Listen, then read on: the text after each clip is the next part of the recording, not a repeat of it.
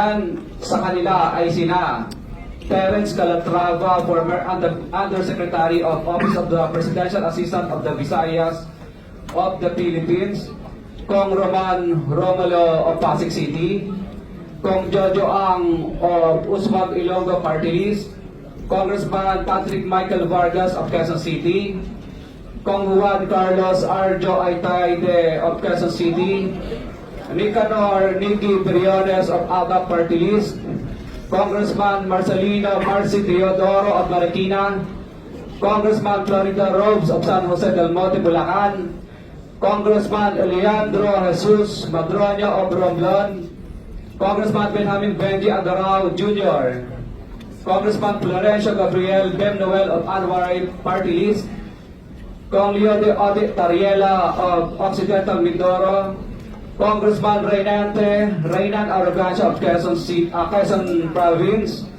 Kong Marvin Rillo of Quezon City, Kong Tujoro Haresco of Aklan, Kong Antonieta Yudela of Sambuanga Sibugay, Kong Dean Asisio of Caloocan, Kong Marivic Pilar of Quezon City. 21. Mayroon ding mga kinatawan ng ilang politiko na nakikipagtakbo sa amin upang manghingi ng porsyento kapalit ng mga porsyento ng mga proyekto. Ang mga porsyento ito ay 25% ay ipinipil sa amin bilang karaniwang kalakaran na wala akong kakainang tanggihan.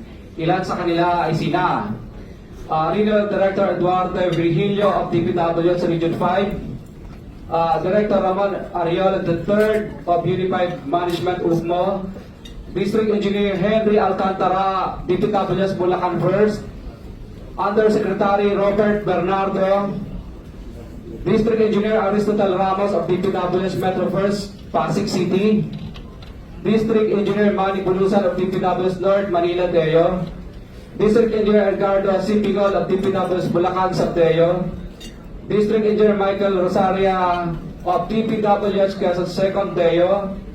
Karamihan sa mga kawani ng DPWS na nabanggit sa itaas ay paulit-ulit na binabanggit ang delivery ng pera ay para sa kaisaldi na dapat at least 25%. Si Kong Marvin Rillo naman ay ilang beses na binabanggit ang pangalan ni Speaker Martin Romualdez bilang kanyang malapit na kaibigan.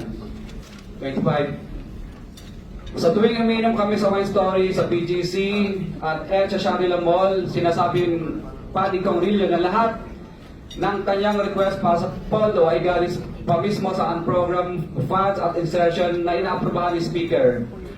Ang tao ni Marvin Rillo na si Bogs Magalong ang pumupunta sa amin para kunin ang pera sa aming opisina o sa wine story.